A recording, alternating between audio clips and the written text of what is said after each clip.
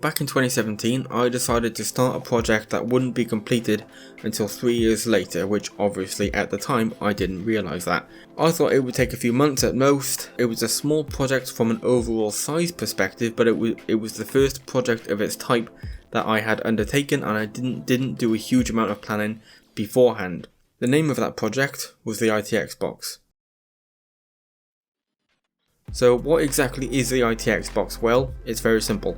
It's a custom mini ITX gaming PC that I've built inside the Xbox 360S casing by modifying it to fit the components. Let's take a closer look.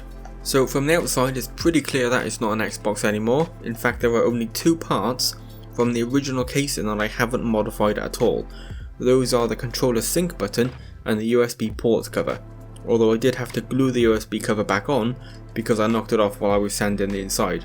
Every other part of the casing has either been slightly or significantly modified. On a side note, it is designed to be positioned vertically instead of horizontally, although I have put some case feet on it so it can be placed horizontally if one so desires. Also, for the purposes of this video, I will be talking about the panels as if the system is positioned horizontally, so what is technically the side panel will be referred to as the top panel. I apologise if that will annoy anyone, but guess what? I'm recording this in the past, you're in the future, you can't do anything about it. Sue me. At the front, the touch sensitive power button has been replaced with a physical clicky button, the controller sync button is now the reset button, and the USB port cover actually covers two USB 3.0 ports as it did originally as an Xbox, except those were USB 2.0 I believe. I also drilled out the disk drive eject button to install a hard drive activity LED at the top left. So apart from front audio ports, it has a fully functioning front panel the same as you'd get on a standard case. Around the back there's nothing significantly of note really, apart from a small piece of mesh which is just covering a gap in the casing. We also have the hinges that allow the removal of the top panel, and then the standard rear I/O for the motherboard and the GPU DisplayPort connector. For the side vents, I did replace the original chrome edge trim on both vents because I wanted to go for a slightly stealthy look. Both vents are comprised of three separate parts. We have the outer trim, which is the gloss black edge, the internal spacer, and then the slotted vent itself. I've taken those three parts and glued them together in order to gain some rigidity, so both vents are now one solid piece instead of three separate pieces. The right side vent hasn't really been touched.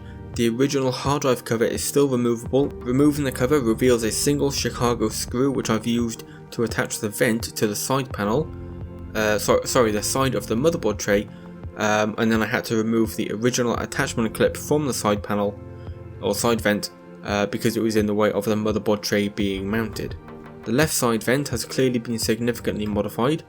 After gluing the three sections of the vent together, I made a cutout wide enough for the GPU to sit through, which also gives it a little bit more ventilation in addition to showing it off. I also had to reduce the thickness of the end section because it was impacting the power supply, which you can see from the outside, which is quite nice. The only annoying thing about the GPU position is that the 6-pin power cable plugs in at what is essentially the top, and I can't reposition it for obvious reasons. I did my best to make it look presentable by putting some heat shrink around it and placing some cable clips on the GPU backplate. My original plan was to have the entire top panel as a mesh and then a cutout for the GPU fan shroud to sit through, but the support bracket I made, which had to clear the motherboard components, was too big and the GPU ended up sitting too high and it looked absolutely terrible. So I had to flip the GPU upside down and mount it to the bottom panel using the fan shroud as the attachment point. The top panel is probably the part that I spent the most time on from when I started to when I actually finished it, because I went through at least 4 or 5 mesh panels trying to cut them to the exact size of the cutout in the top panel in order to make it fit as perfectly as I could. So even though it took me countless hours to get right, it is still the part that I'm the most proud of, because it looks like it's meant to be there and it looks like a normal vent you would get on a mini ITX case of this form factor. The mesh is made out of aluminium and is mounted and glued to support tabs on the underside of the top panel, and those tabs were taken from another piece of aluminium mesh. The right side of the mesh, where the original vent used to be, also has a little bit of an offset, which doesn't have a support tab, but it is just glued into place. The mesh also isn't fully flush with the top panel. It is slightly recessed, which, if I'm honest, does help hide some of the crimes and little imperfections. but it also adds a bit of flair to it. It makes it look quite nice, and that's the top panel. On the bottom panel, again, much like the rear panel, there's not much to see. We have the screws for the motherboard tray and the bolts for mounting the GPU, which are attached to the GPU fan shroud. We also have the GPU mesh or vent, which is, well, technically it's both, which was originally going to be an acrylic window, but when I mounted it to the casing, it was way too small. It looked completely out of place, so I decided to change it to an actual fabric mesh, and to be honest, I think it works a lot better. So the things that I've modified and the steps that I've taken are listed on screen now. I'm not going to go read through them because the way I've written it on my notes here, I've written them as steps instead of like descriptions. You know, I haven't explained what I'm doing, so to speak. So they're on screen now. I used monday.com in order to get the steps, just to lay it out a little bit easier. And there'll be, I think I can share that list in the description. So there's a link in the description, hopefully if it works, where you can go and just look at all the steps that I've taken. Here are some images that show some of the ideas I had for mounting and positioning. A lot of time was actually spent coming up with ideas on how to mount certain things and some components. I actually also did some planning in 3D using SketchUp, so I downloaded some 3D models and positioned them where I thought they could go. But because I couldn't find exact models of the hardware I was using, I had to get as close as I could. So, you know, I had to find a model of a graphics card that was the same dimensions as the one I'm using, but also I had to find a 3D model of that graphics card. So the 3D model isn't perfect, it isn't to scale 100%, there's a few things that are not quite right with it, but it was enough that I could get a rough idea of how the final product might look. So the original specs were the ASRock B85M ITX motherboard, an Intel Core i5 4690 CPU, non-K, so no overclocking, and I took that CPU from my main system when I upgraded it to a 9600K. For the RAM, I had 16GB of Crucial Ballistics DDR3 1600MHz, and that was two 8GB sticks, which I ended up replacing with 16GB of low-profile Kingston memory due to clearance issues with the original GPU mounting position, which I ended up changing anyway, so I didn't need to change the RAM. The GPU is an Asus Strix GTX 960. Yes, I know it's a few generations old. Yes, I know it's not the most powerful. No, I don't have another graphics card that would physically fit inside the casing without any significant modification. And even with the 960, I had to desolder the DVI port because it was impacting the case slightly. The power supply, it's a HDPlex 400 watt. Pretty standard thing for mini ITX builds these days. The only thing that I was concerned about is where I would put it. However, surprisingly, and I am genuinely surprised and shocked more than anything, that it fits as perfectly as it does right between the power button and the inside edge of the top vent. It looks like it is designed specifically to fit in that gap, and that gap alone, there's like 2mm of space on either side, of clearance, and it is genuinely a shock that it fits.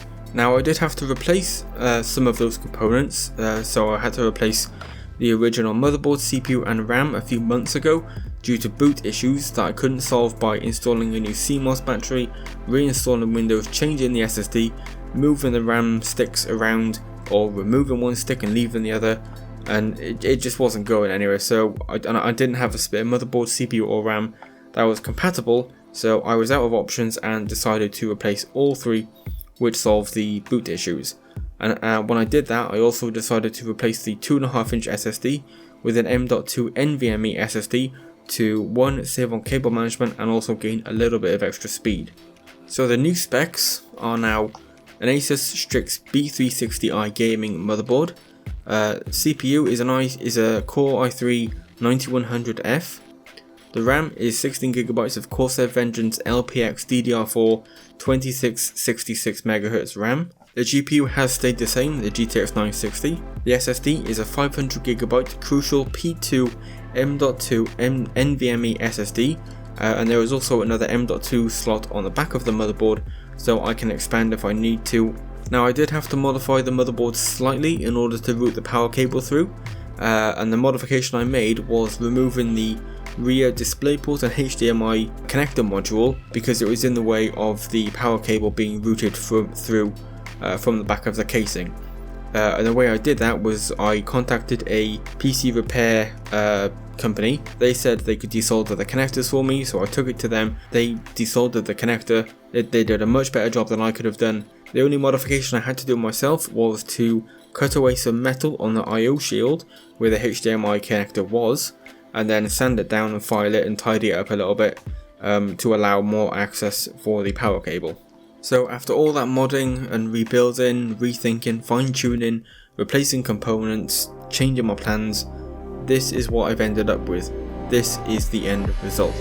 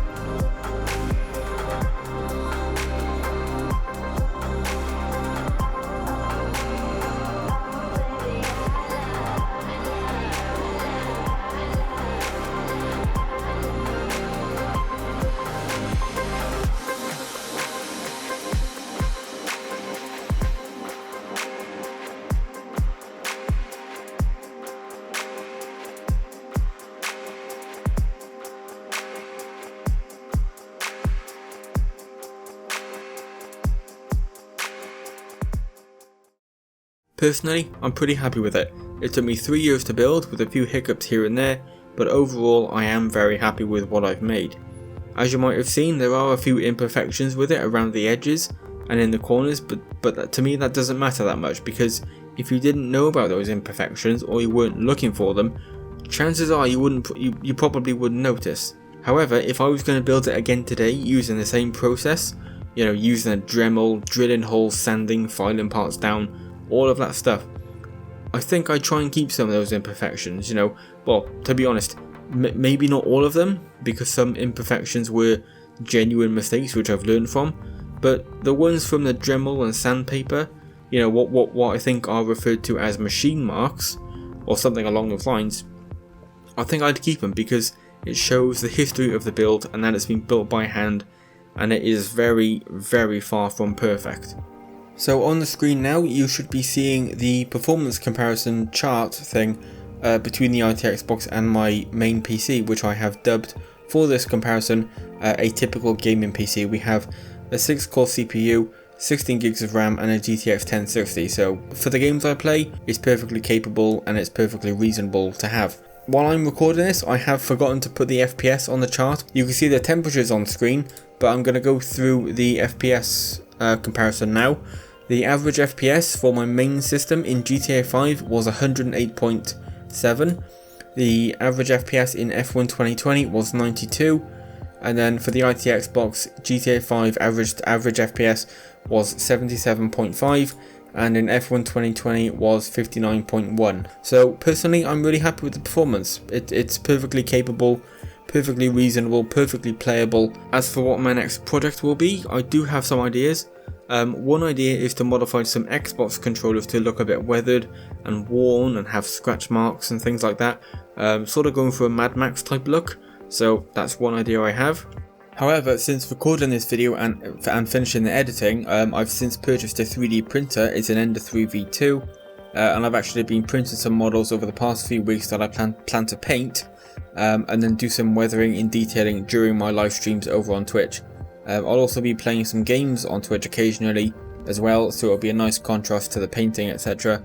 And I've also set up a camera on the 3D printer, so hopefully if I can get it working with OBS correctly, you should be able to see the things being printed in the background during the actual stream. There's a link in the description to my Twitch channel if you're interested in seeing more of my creative side.